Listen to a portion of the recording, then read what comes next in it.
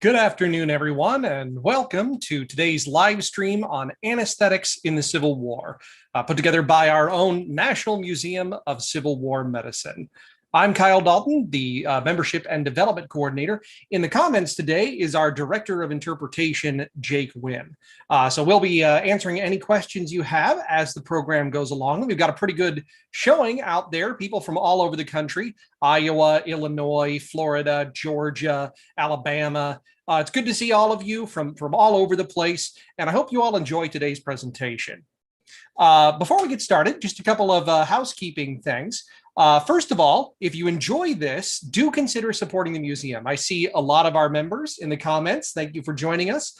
Their members are really the way that we survive and thrive. Members keep us afloat, not only through their membership fees, through the annual giving that you pledge, but also through letting other people know about us. Members are our biggest advocates, and we really appreciate that from all you members in the comments. If you're not yet a member, consider becoming one. You get some great benefits, free visitation to all three of our museums, 10% off in our gift shop, free subscriptions to our journal and newsletter. So there's all kinds of great benefits that come with being a member as our way of thanking you for your support. Also, right now, whether you're a member or not, we are running a campaign to restore prosthetic limbs from the Civil War. Of course, this is a big part of our story, not just what happened to these patients in this destructive conflict, but what happened to them afterward. For those survivors, for those who went through any number of the tens of thousands of amputations, what happened to them after? And these prosthetic limbs are relics of that, of this major medical innovation that came with this era. We have a prosthetic arm, and two false legs. They're not matched, they're separate ones, that we would like to restore and eventually put back on display. You can support us by checking out the link below. That's going to be the best way that you can help us out in the short term, either becoming a member or by donating to this campaign to restore these prosthetic limbs. And it won't cost you an arm and a leg. I know it's a bad joke, but we're going with it. So another thing, as we go throughout this, feel free to ask questions in the comments. I'm going to try to keep an eye on the comments as much as I can while I'm also reading from the script and handling the other stuff. But Jake is also here to answer any questions. And if there's any questions that I miss as this goes along, Jake can bring those back up, bring them back to my attention. I'll also try to scroll through myself and make sure that I'm catching as many questions as we can. This is a complicated topic. There's a lot to say about it. So feel free to ask questions at any time during the presentation, and I'll do my best to get to all the questions that I can.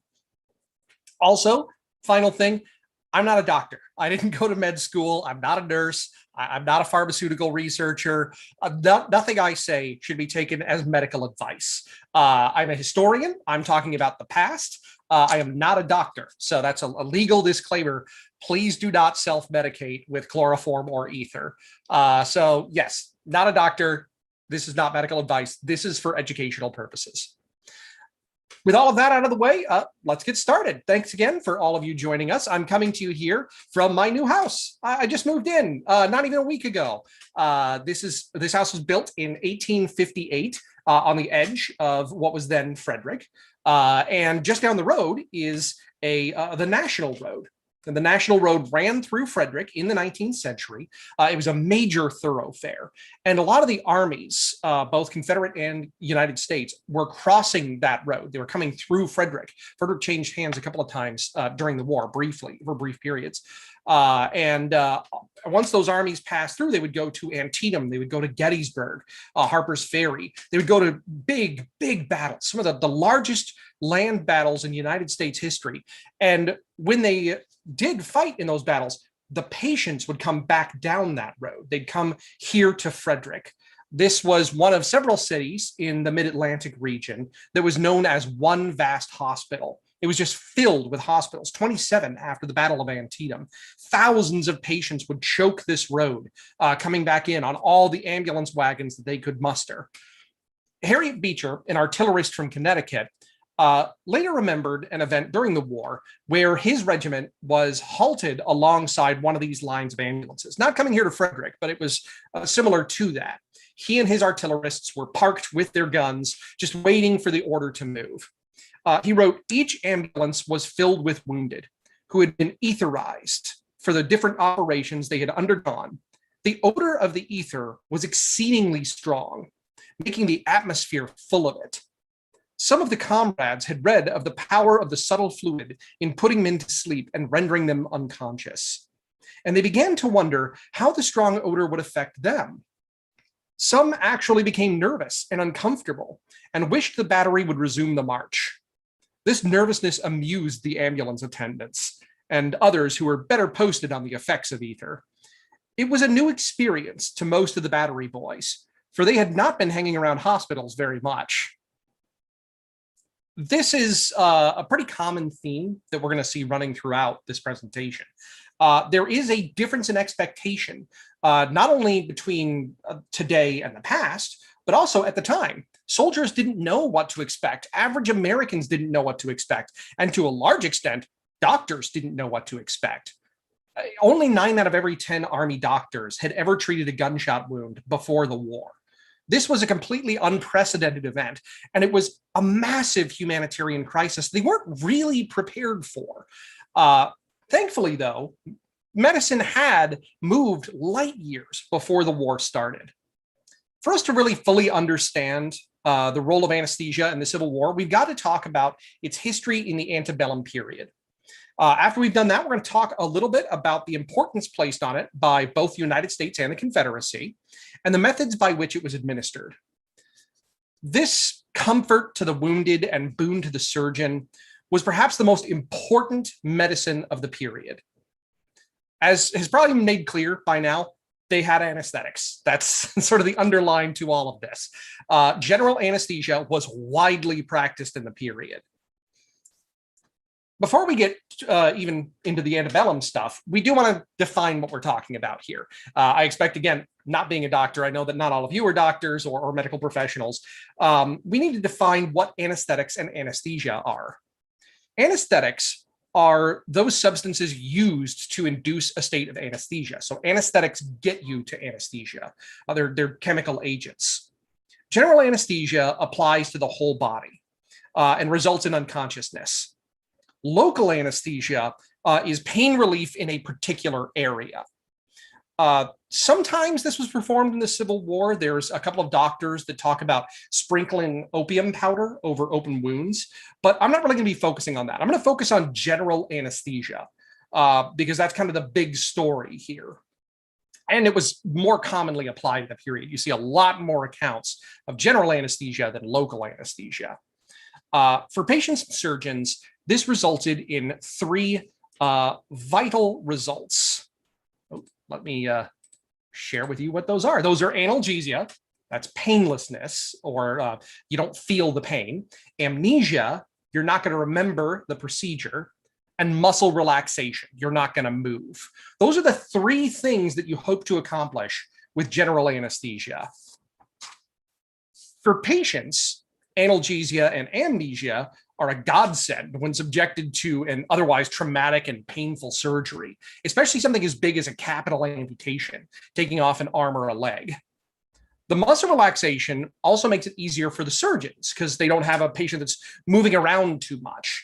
This allows the surgeon to take their time because the patient isn't going into shock. And it's just an all-around good thing. You want general anesthesia if you're going to be undergoing a major surgical operation. I probably don't even need to say that, but it is nonetheless important to define where we're coming from. So anesthetics cause these 3 things if they're induced properly. Anesthetics exploded onto the scene about 15, 16 years before the Civil War started. It was a distinctly American invention, and that's important.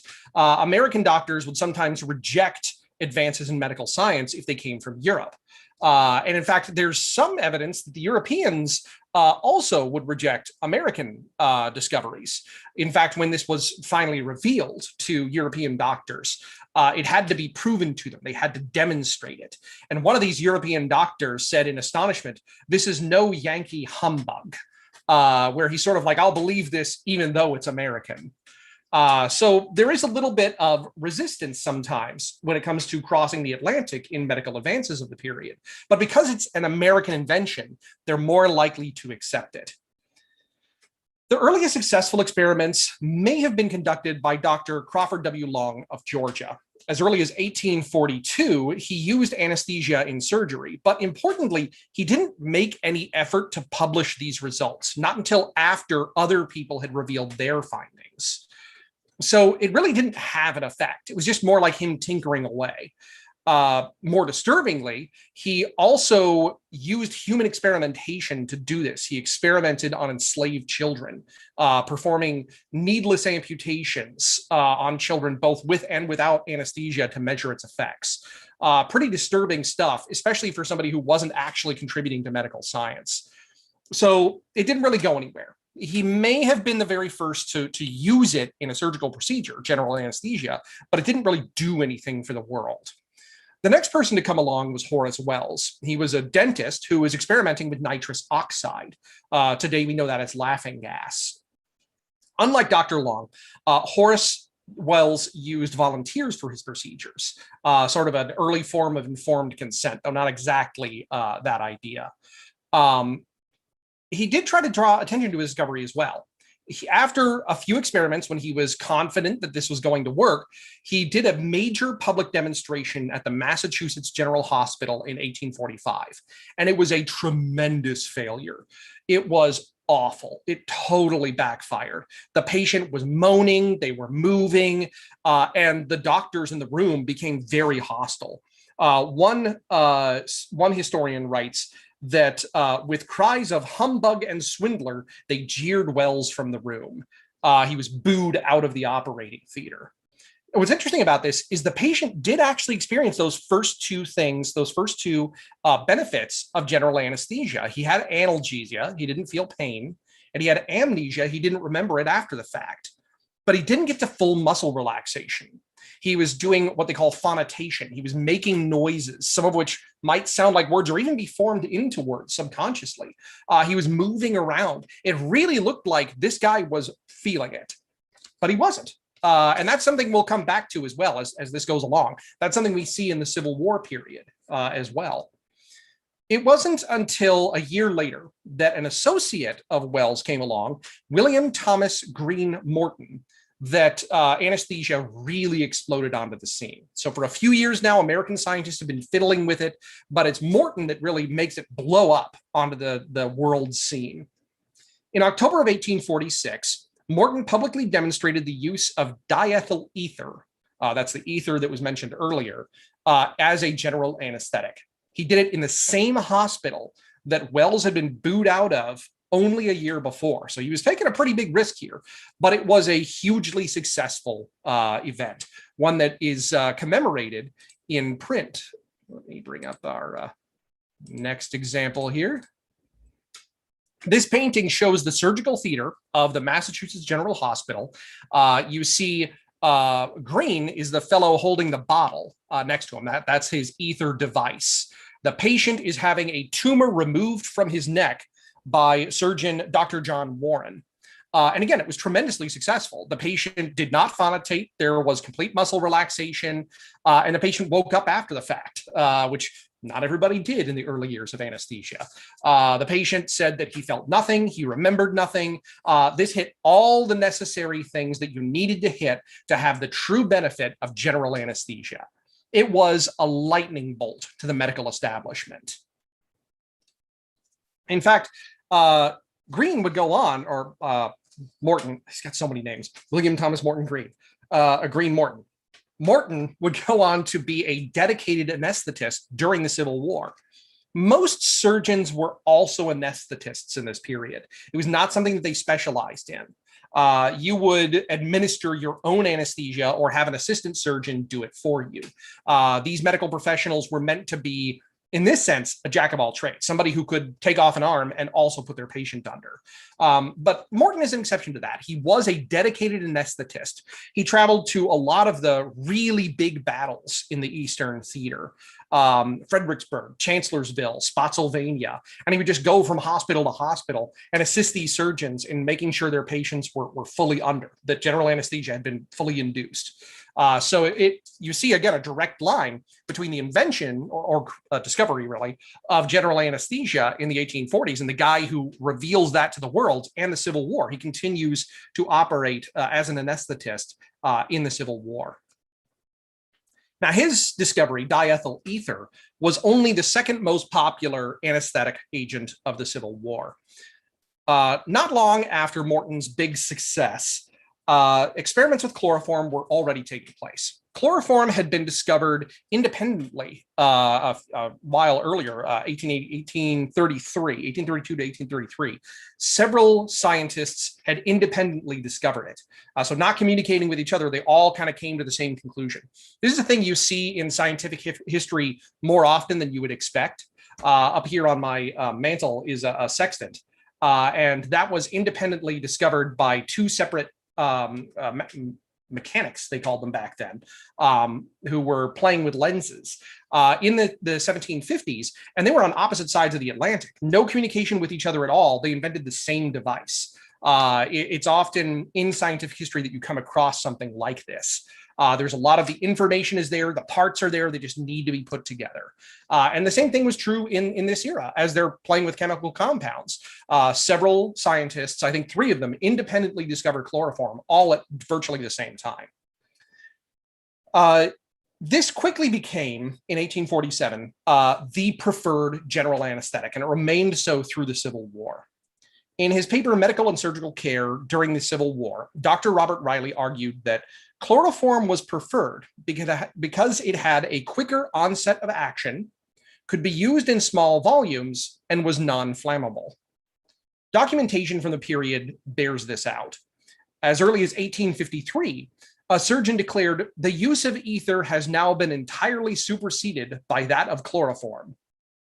One of the main reasons that he gave for this was that mixtures of ether vapor with atmospheric air are highly explosive and have frequently given rise to accidents.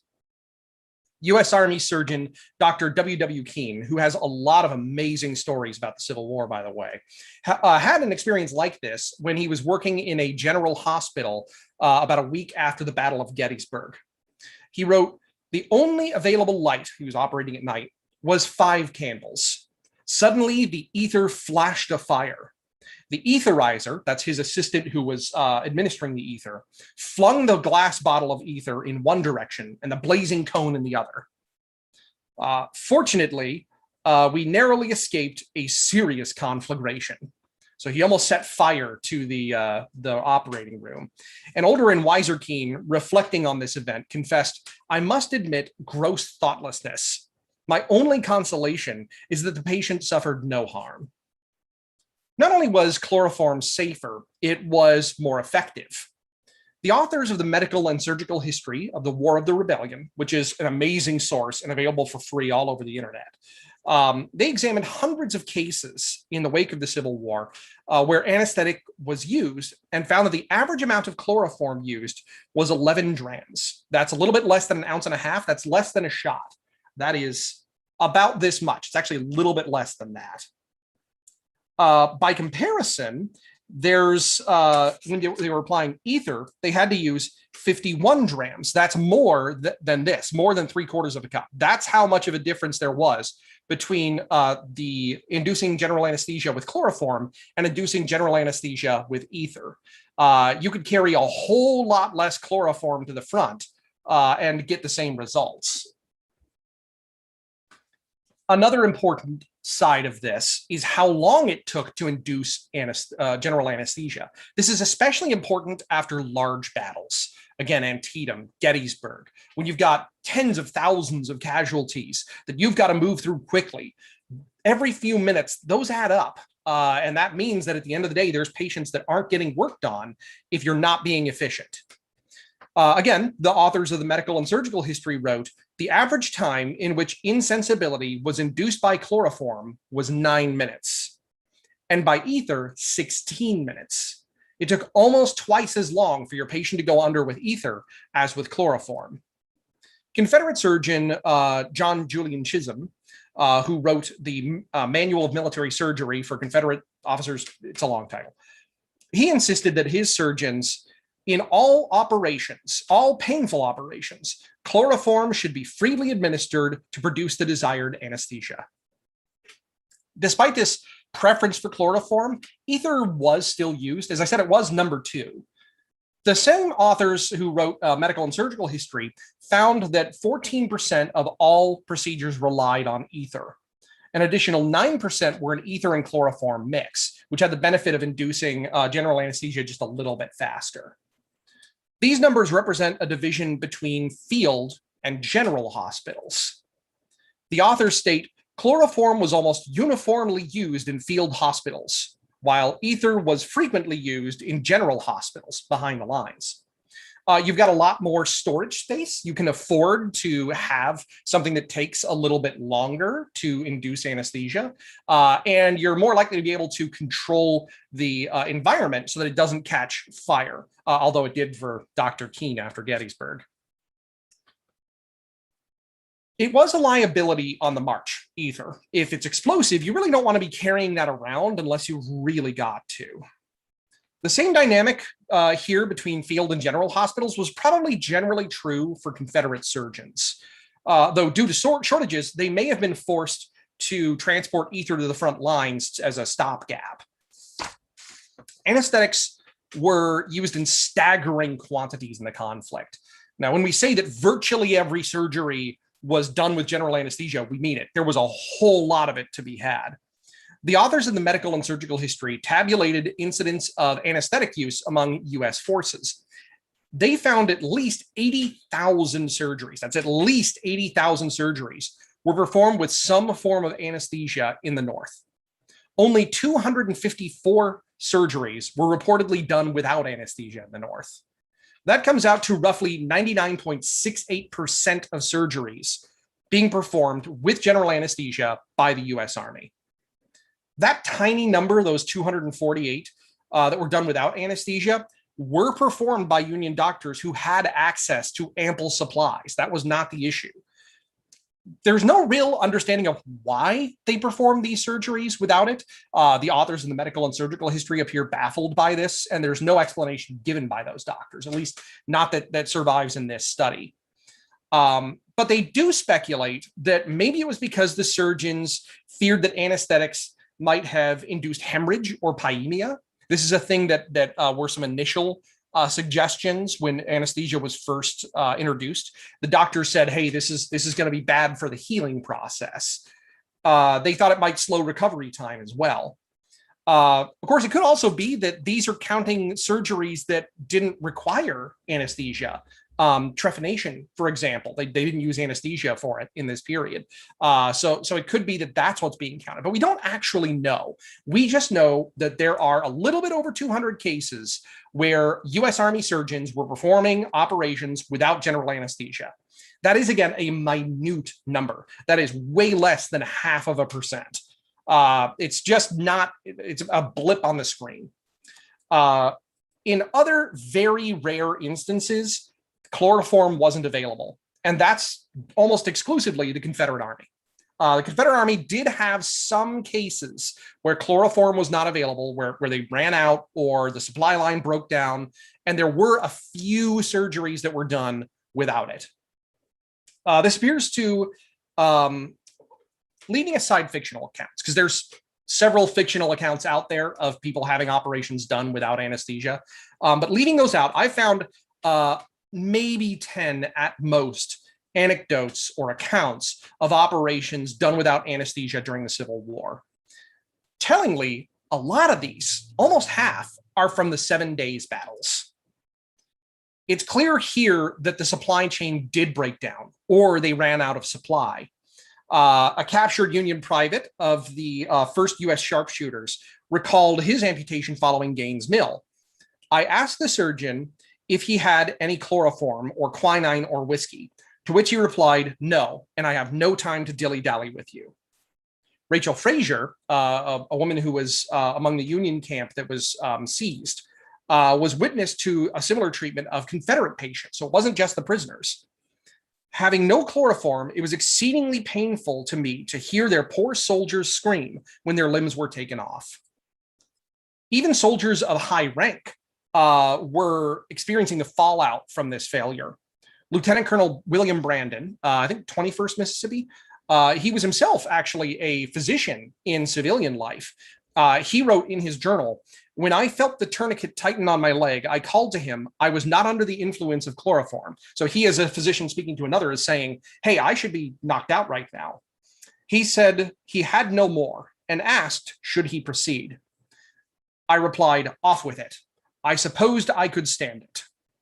The operation was performed in an inconceivable short time, but the pain was horrible, particularly tying up the arteries.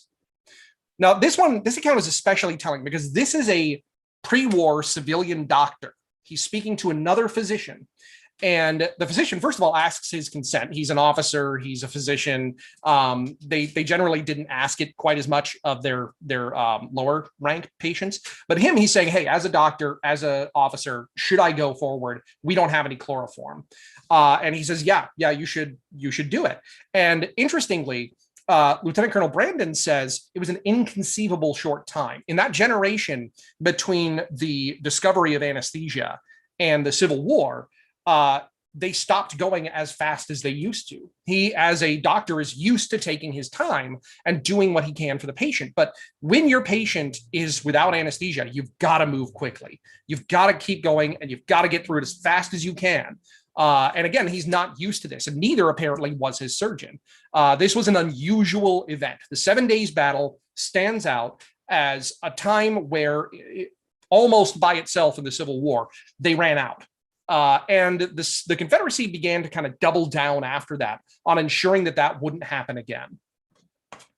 There were perhaps 125,000 operations with anesthesia, both North and South. Both sides really did prioritize this. After the debacle that was the 7 Days Battles, the Confederacy really prioritized anesthesia. The military medical consensus on the necessity of anesthetics was cultivated in the antebellum period. It was before the Civil War. There was effectively no resistance to acquiring, producing, and using them in the war. Following the 7 days, the Confederacy constructed multiple laboratories for the production of chloroform and ether across the Confederacy. And I really do mean across the Confederacy, from Texas to Virginia, up and down. There were, I think, a dozen laboratories spread throughout the South. In the words of Michael Flannery, Dr. Chisholm's laboratory in Columbia, South Carolina, where he produced ether, was considered so important that he asked for and received the single largest Confederate warrant for medical supplies, over $850,000, issued on April 13th, 1864. For the cash-strapped Confederacy, even taking into account rampant inflation, that is a gigantic sum of money, and it proves the importance of anesthetics to the Confederate medical personnel. Only in the most dire of circumstances would Confederate forces be short of anesthetics, and that was exceedingly rare after the 7 days. Dr. Hunter Holmes McGuire, a Confederate surgeon, later asserted, in the corps to which I was attached, chloroform was given over 28,000 times. John Julian Chisholm, the other Confederate surgeon I mentioned earlier, claimed to have performed or observed 10,000 surgeries under anesthesia through the course of the Civil War. By comparison, the Confederacy did not prioritize ambulances or stretchers. That's something they just never really got around to building. But here they've made a big effort to make sure that they are producing these things locally, that they are getting them through the blockade, that they are smuggling them across the border, that they are having these available. That doesn't mean there's no shortages. There are absolutely shortages, but it doesn't take much to induce general anesthesia. Again, you only need this much chloroform to knock a guy out on average. And it's possible, too, that they were intentionally underdosing. If you're really running short, you could get those first two benefits of anesthesia, analgesia and amnesia, without getting the muscle relaxation. If you could just make sure that your patient wasn't feeling it, that was enough. And there is a little bit of evidence for this.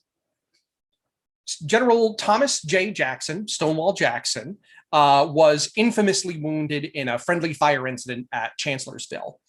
He was dropped twice by his stretcher bearers on the way back to the hospital. He was in pretty bad shape, and they needed to take that arm off as quickly as possible. He'd already waited quite some time by then, and the wound had been aggravated. So Dr. McGuire writes that he administered anesthesia, took the arm off, and monitored Jackson's recovery, which again didn't ultimately recover. He wrote that that his patient, General Jackson, said, "I had enough consciousness to know what was doing. And at one time, I thought I heard the most delightful music that ever greeted my ears. I believe it was the sawing of the bone." So his patient did not experience amnesia. His patient had not been fully anesthetized. And that's a general. It's possible, though he doesn't say it explicitly, it's possible that he was intentionally underdosing.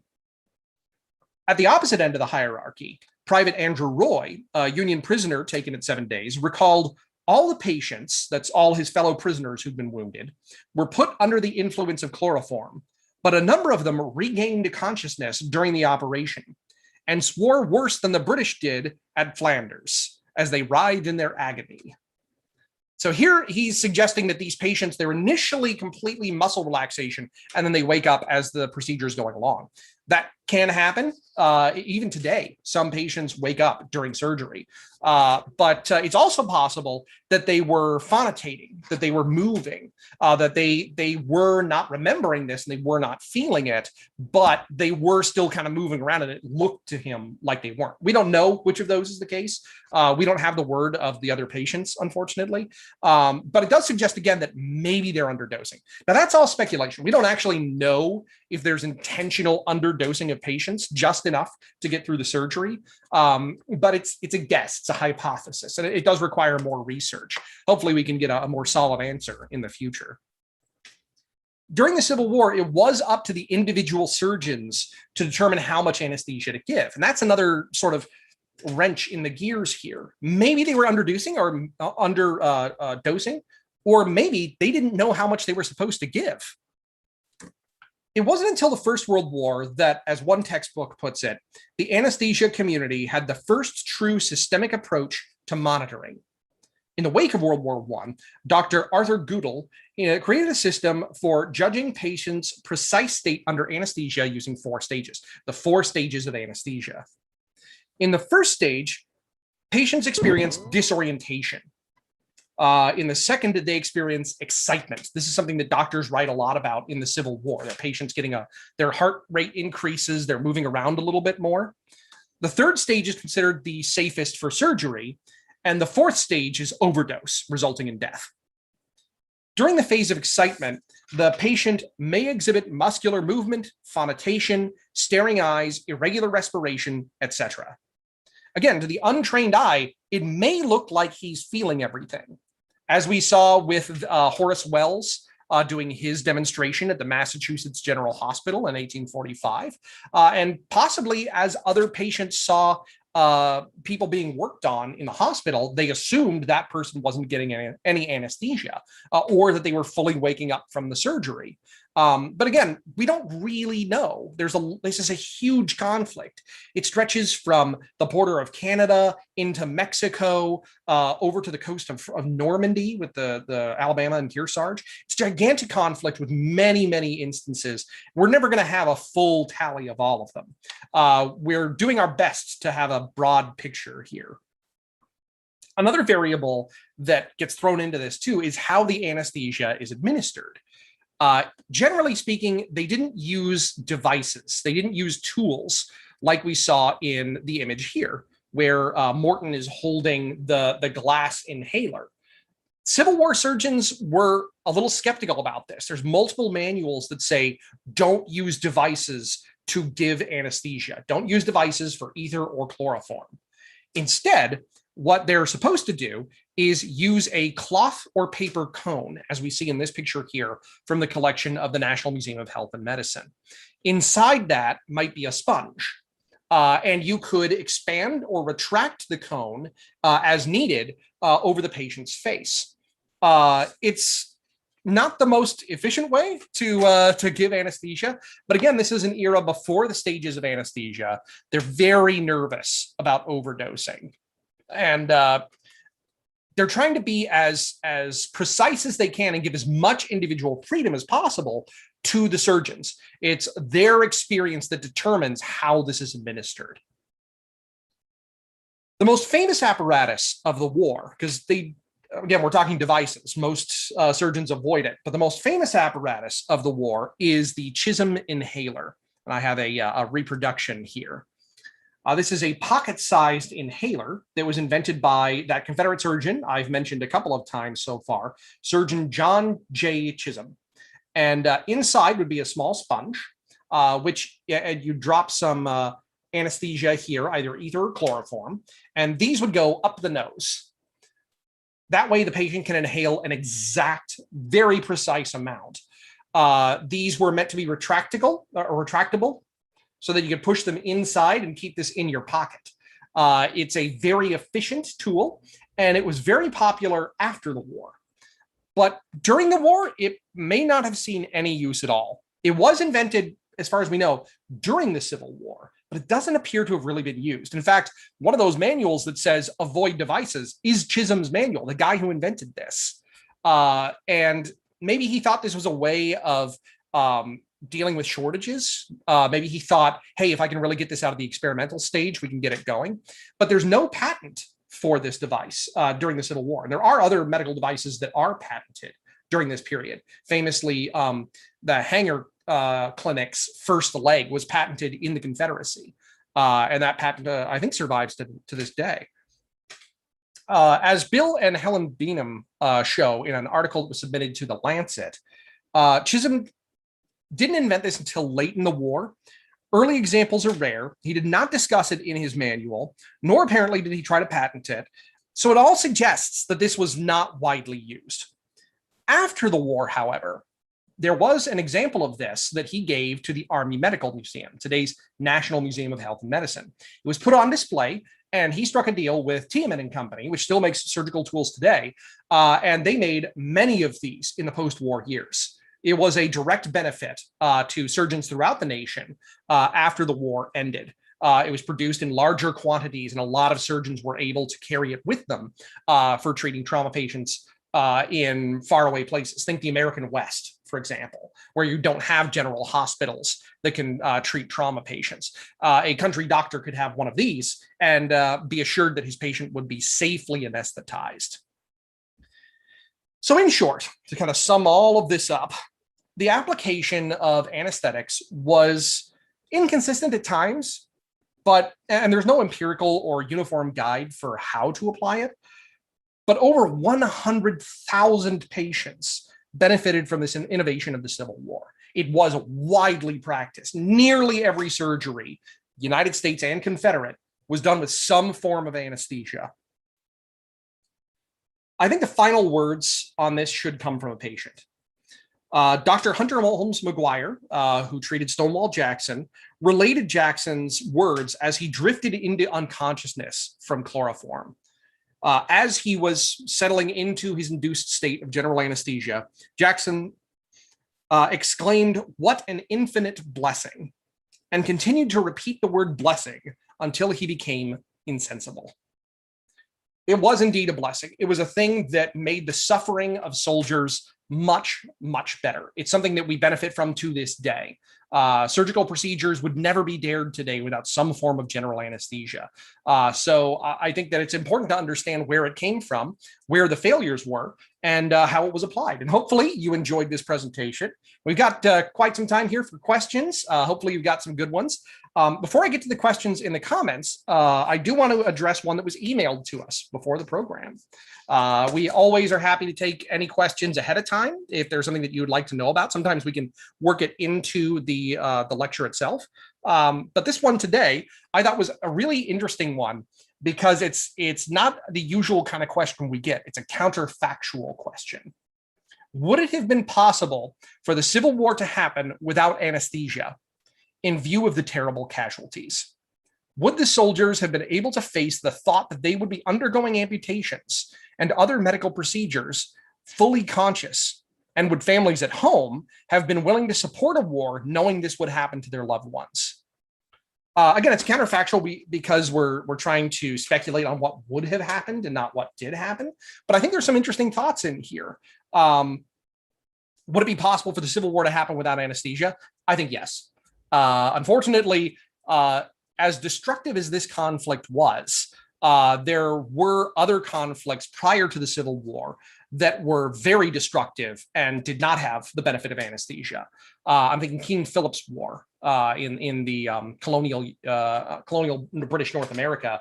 That actually had higher ratios of mortality than the Civil War did. The numbers were much less because the parties involved were much smaller, but it was a very dirty, messy war. And that was one in which the surgeons did not have anesthesia. They went straight ahead with it. So I do think, unfortunately, it is possible. But there is an interesting point raised here. A couple of points. The first is, would the soldiers have been willing to keep going? Would they have been willing to endure this if they knew what was waiting for them behind?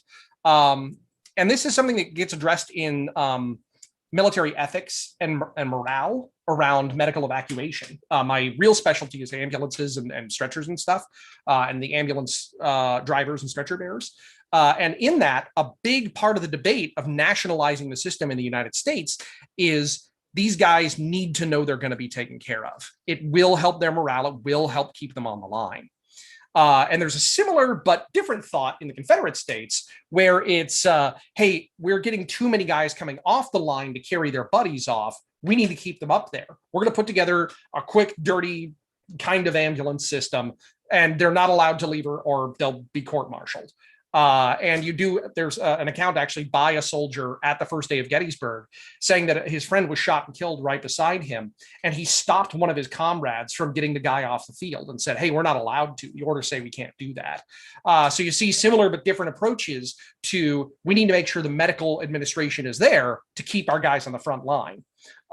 So I think maybe there's something to that. And certainly when it comes to families, how much is the family going to put up with? There's certainly times where the home front is being strained to near breaking by this war, by the casualties coming back. But again, it's a counterfactual. We can't really know. Just some fun thought experiments. Now that we've had the chance to talk about that a little bit, let's see some of your questions in the comments.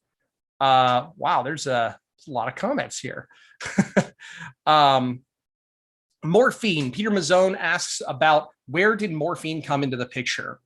Morphine was used to treat dysentery, as you suggest, Peter. But also morphine was seen as different from general anesthesia. It was seen as pain relief. It was given freely as that in powdered form, in morphine. It's a little unclear how much was the hypodermic needle came into play. We'll write something on that soon.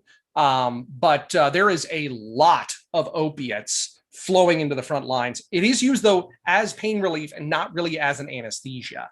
They're not looking for the amnesia. They're not looking for the muscle relaxation. They're just trying to keep this patient from going into shock. They're trying to make the patient more comfortable. It's not really used as as a general anesthetic. All right, I think we got more questions in here. Wow, thanks so much for saying so much, guys. There's a lot in here. I gotta go through.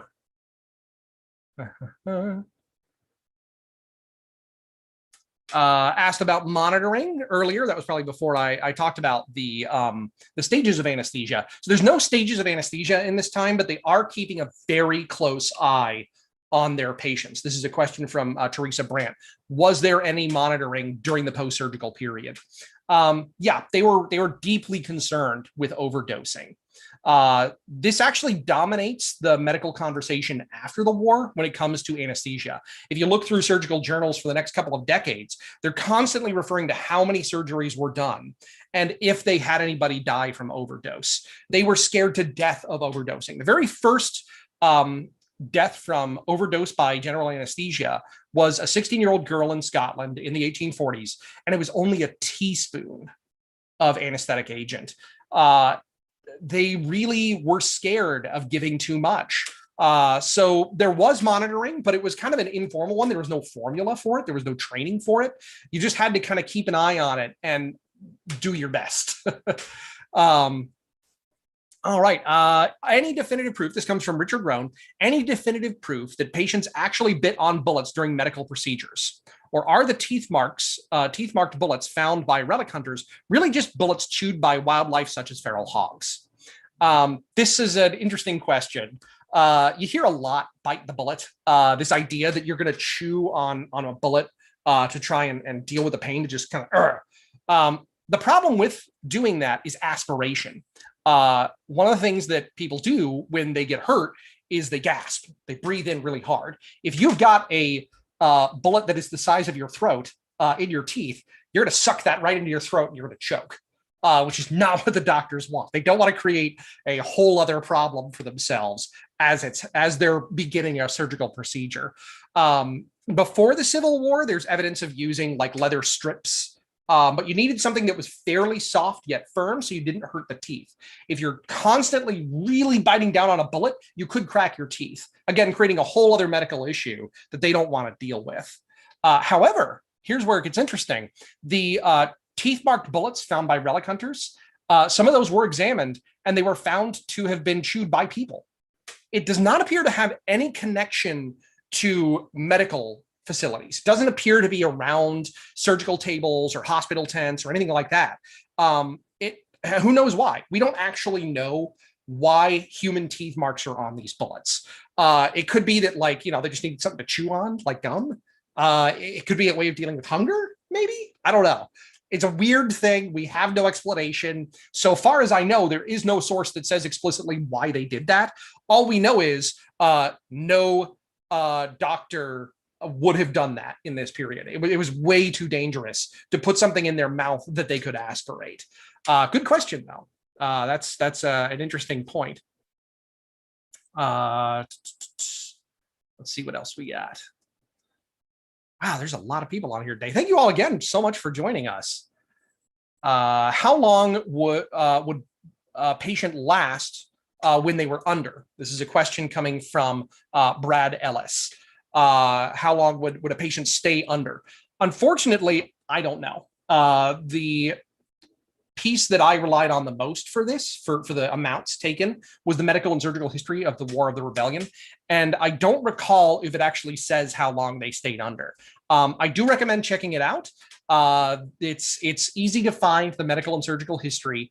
It's easy to search because there's so many digitized versions. You can just go like Google and pop it in right there. But I don't have that information in front of me right now. Good question, though. I'm going to have to look that up for the future.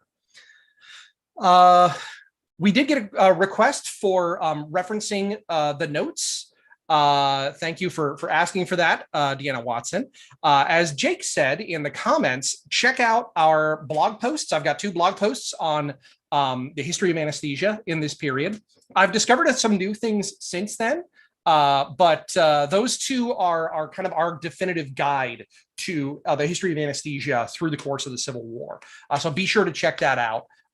It's got all the sources in the bottom of the blog, and most of those are text searchable. They're clickable. You can go to websites. I try as much as possible to keep our sources as accessible as possible using databases like HathiTrust, Internet Archives, even Google Books. I try to rely on original sources, but make them as digitally available as possible. It's not always able to happen, but we do the best that we can. Let's see what else we got. Yes, the book that was mentioned was the Medical and Surgical History. Did hospital stewards in the field carry anesthetics or morphia in their field kits to administer in the field before a wounded soldier was transported to a field hospital? Good question. That's from Jan Kovarik. Thank you, by the way, Jan, for supporting our campaign, the Arm and a Leg campaign. You'll be getting a letter in the mail thanking you for your donation. But to your main question, did hospitals carry anesthetics or morphia in their field kits? Anesthetics, it's a little unclear to me whether they did. But certainly, yes, morphia. That one, absolutely, they carried into the field. Lots of it in many different forms. There's a surgeon of the, I think, 16th Connecticut, Dr. Nathan Meyer, who said whenever he went into the field, he would carry morphine in one pocket, quinine in the other, and whiskey in his canteen. Those were the three things he thought most essential to bring to the field. He did not mention chloroform or ether. As to whether the hospital stewards would be administering, the surgeons would be administering. They were really big on making sure that only very well-trained medical professionals could do that. At least that's the ideal. In the real face of combat, probably these guys, the hospital stewards, were doing what they could. And probably these assistant surgeons were telling them to do it just to get through the number of patients. But they weren't supposed to. Numerous manuals say, hey, you really got to let the surgeons do this. You really shouldn't be hands-on for this. You see that in the hospital steward's manual. They tell them, hey, here's some things like, even for dressing wounds, even for putting bandages on, it was saying, here's some basic ones if you need to do it, but really the surgeon should do this. It shouldn't be your responsibility. This is a pretty extreme, it's taken to a pretty extreme end, because in the ambulance corps, because the ambulance drivers and stretcher bearers in the Union were not trained in first aid. They were not trained or provided with bandages, medicines. In his notes, in his orders for what an ambulance should carry, Dr. Jonathan Letterman, the medical director of the Army of the Potomac, doesn't list any kind of medicine or bandage. It's just meant to move people. Let the doctors do it. So the hospital stewards may have carried anesthetics in their field kits to, say, a field dressing station, but they were not supposed to be administering it. Good question.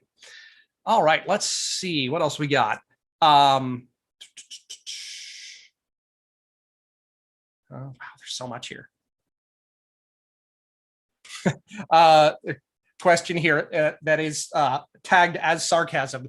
You mean they didn't make soldiers bite the bullet and drink whiskey? And actually, whiskey is something I wanted to come around to. Often you hear people say, "Oh, they were just given whiskey as a pain reliever to put them under. That was their anesthetic. Was just a whole bunch of whiskey." That's the opposite, actually. Whiskey is many times over in the original sources stated to be a stimulant. It's meant to move you along, to get you moving. And that's not what you want when you're trying to knock a patient out. That's something you give to a patient as they're coming off the field. They relied on whiskey a lot as a stimulant. It was one of the main things. Remember, Dr. Nathan Meyer says the three things he carries is quinine, morphine, and whiskey in his canteen. They're giving a lot of whiskey medicinally. I don't mean to downplay how much they're handing out, but it's not an anesthetic and it's not a pain reliever. It is a stimulant, and they're very clear about that in the original sources. Another good question that I don't have an answer to by Pat Ferrari. What is the cost differential between ether and chloroform? I don't know the answer to that, unfortunately. It's a good question to ask, especially in the quantities that we're talking about. The Union had way more chloroform than they were ever going to use over the course of the war, which suggests that it must be kind of affordable. We're not really sure exactly why that was the case, what exactly the cost of that was, but it's a good question, something that we should be looking into. Let's see. I know we've got other questions in here. And I really appreciate how much you guys say here in these comments, how much you've got to add to the conversation. I'm trying to go back too, because I'm sure that I missed a bunch of these. Let's see.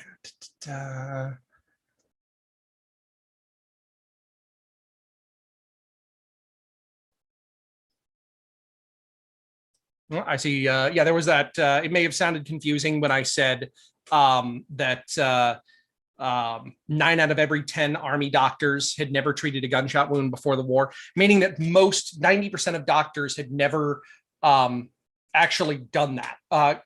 Gun ownership was lower back then than we might think it was. and there wasn't as much violence in the East as some people imagine. So these doctors really didn't have a lot of experience in trauma care before the war, and that meant there was a lot of catching up to do. So I meant to say that it's 90% had not done that. We had a couple of comments here about Dr. Mary Walker. Not explicitly related to anesthetics, but I think it's an interesting thing to examine.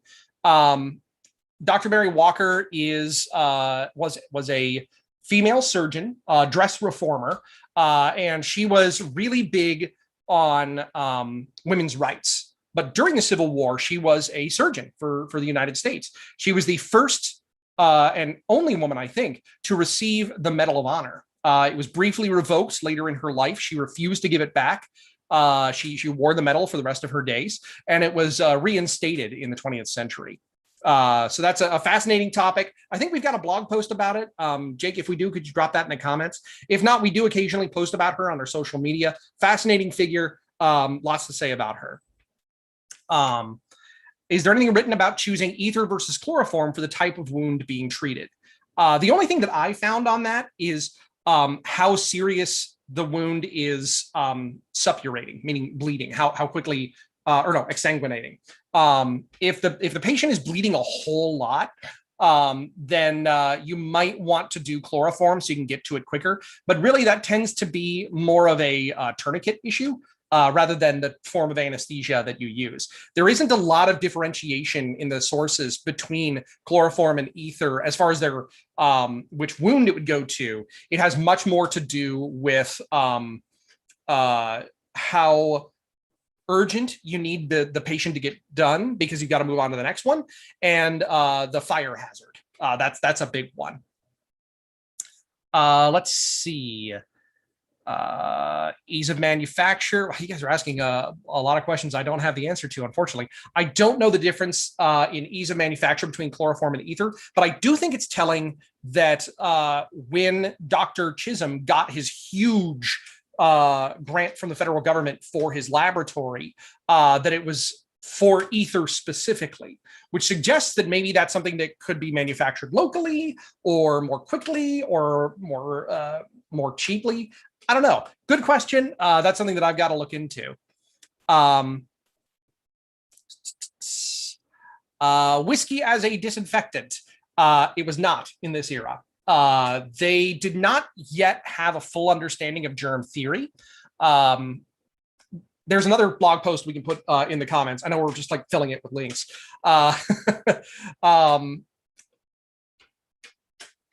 Whiskey is not being used as a disinfectant because they didn't know they needed to disinfect, is the short answer. Germ theory was really not even in its infancy yet. This is after the Broad Street pump of 1854. You've got some early stuff coming out from Pasteur, but they don't really have a good understanding of how this is being spread, what's making disease go from place to place. And so they don't really know how to treat it. They're just kind of taking guesses. One of the big things they do discover during the Civil War, Dr. Middleton Goldsmith, United States Army surgeon, if he used bromine, he could treat hospital gangrene. It was a antiseptic solution and mildly antibiotic, if I'm understanding that correctly.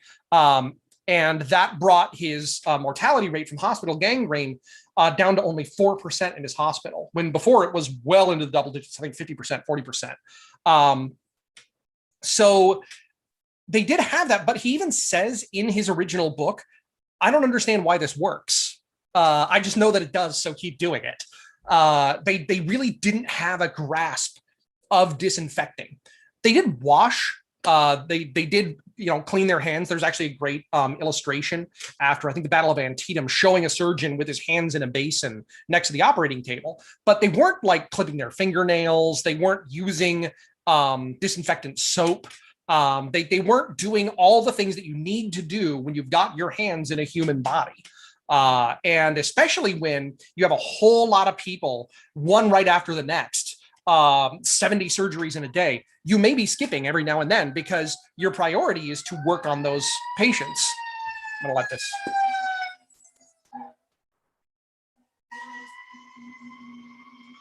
So again, germ theory isn't really a thing. They don't really have an understanding of disinfecting, and they don't really get it yet. So that does tie in with these major surgeries they're doing in post-operative infection. Last thing before we go, we're running out of time here. We're right against the clock.